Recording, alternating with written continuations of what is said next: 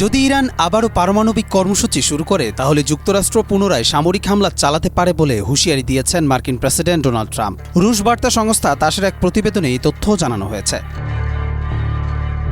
White হাউসে এক সংবাদ সম্মেলনে ট্রাম্প বলেন, আমরা মধ্যপ্রাচ্যে যুদ্ধ বন্ধ করেছিলাম কারণ আমরা ইরানকে পারমাণবিক অস্ত্র তৈরি থেকে বিরত রেখেছি। তারা যদি পুনরায় এটি শুরু করার কথা ভাবে তবে এটি তাদের জন্য খুব বিপজ্জনক হবে, কারণ আমরা ফিরে আসব। তিনি আরও বলেন, যে মুহূর্তে তারা শুরু করবে আমরা ফিরে আসব এবং আমি মনে করি তারা বিষয়টি ভালোভাবেই বোঝে।